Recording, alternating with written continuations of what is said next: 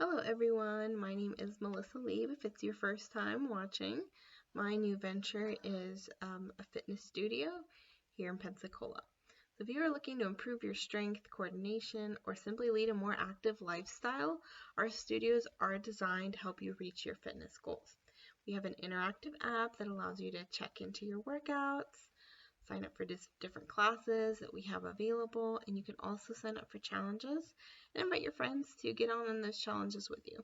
Our flexible hours are there to fit into your busy schedule. Come check out our team of knowledgeable instructors and start living your best fitness life today.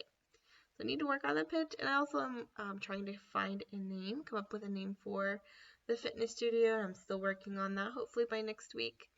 As far as the revenue model, price offerings, I did talk about that a little bit in the last videos. Just to briefly recap, I did make some changes to it. I'm planning on doing $25 for just a drop-in class. So no contract, just whenever you want to drop in. As I mentioned before as well, the first one would be free. So if you just want to come try it out, first one's free. Anyone after that, if you just want to drop in, it's going to be $25.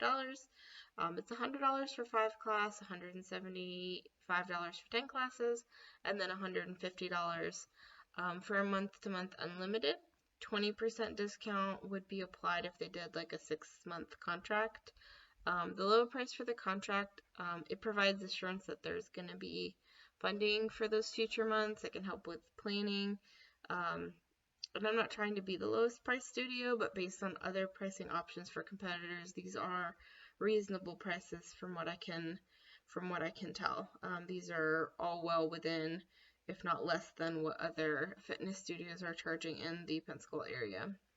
I was thinking another way to bring in revenue would be to install a vending machine in the studio with protein shakes, protein bars, other healthful snacks. I can buy these at bulk from places like Sam's Club or even directly from the manufacturer. And that would, even though it wouldn't be a significant revenue, it would still be something. As far as metrics, customer turnover is going to be an important metric in my business model. So this is going to say a lot about what we're doing to stimulate customer loyalty.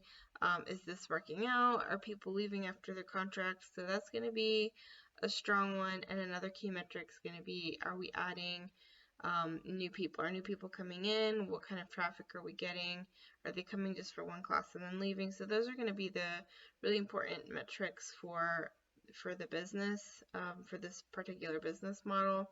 The main risk involved is going to be paying for the instructors. They're most likely going to have be on some sort of contract, even if it's just a class for class. But paying those instructors, they still have to be paid even for classes that, if we've already booked them in advance. If people are not signing up for those classes, that could be an issue.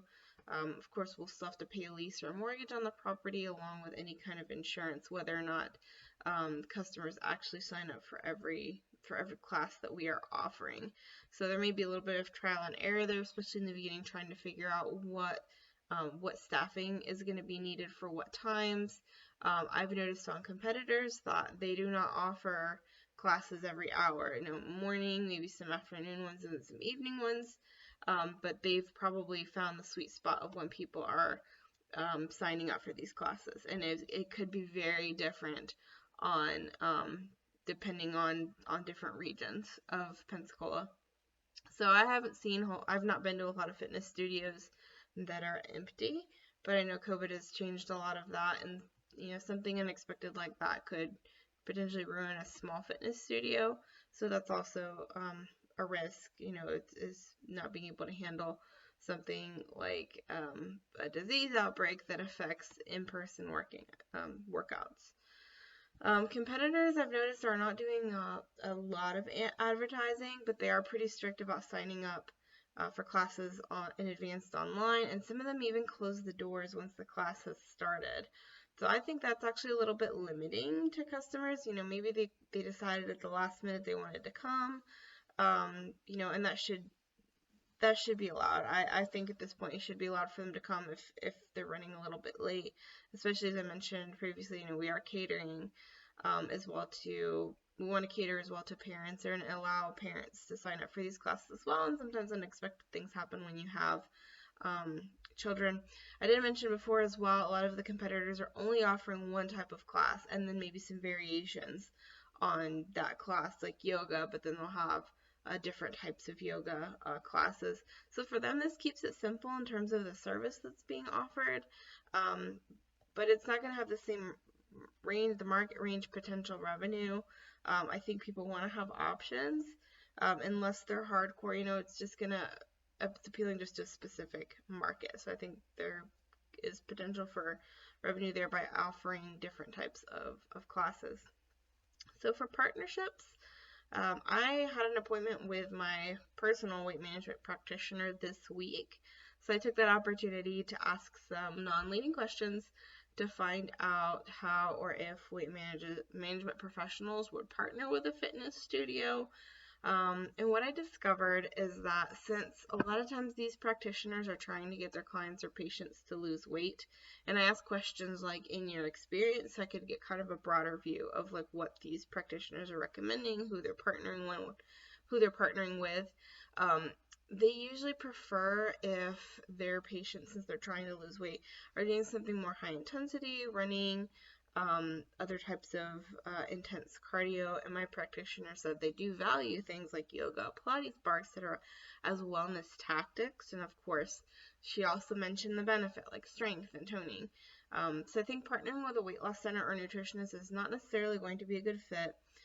However, I did find a couple local nutrition stores, restaurants that might be willing to form a strategic alliance by promoting each other's business. So there are a few of them here in Pensacola, like, that do shakes or are specifically marketing themselves as a nutrition restaurant or store or whatever, what they're calling themselves. It's nutrition based. So those would be good strategic alliances or partnerships, where we could promote each other, have each other's business cards, or have promotions throughout the month. The absolute partners we're absolutely going to need are going to be trained and licensed instructors. Some risks that I'm anticipating are going to be that I'll most likely not be able to take on all these instructors I'm going to need full-time at the beginning, meaning that they might have to find employment elsewhere, or they might already be employed elsewhere, and they may not be available as I need them. Another one was influencers, and I thought about this, and I think one of you mentioned it as well.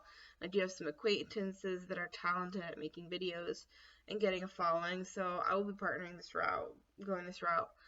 Depending on the situation, possible option would be to allow the influencer to advertise their small business as well in my location, and then maybe offer them a free class, have them do just a little ad or a promo on the class itself. And I think this would be helpful, especially since we are appealing to a local market, to have a local fitness influencer, or even someone who speaks on nutrition or wellness in general. Trade magazines, thank you for the tip, whoever mentioned that. I think there are actually a couple of you. I did do a little research into this, and it does look like there are several opportunities to advertise or even have articles included in these magazines, so this would be a great way to get local buy-in and get some traffic in that area. Some of the changes to the business model, not a whole lot, but definitely appealing to location. I've gotten a lot of feedback from the people in my community and also from several of you about the importance of location, like what location is important, how location has impacted you, and convenience. So this was not my initial plan, but I could make this work as a startup and then expand once branding and the reputation have matured. And also, as I mentioned in other changes, that we're no longer looking to partner with a nutritionist or a dietitian just based off my initial discoveries. And I value any feedback. Thank you.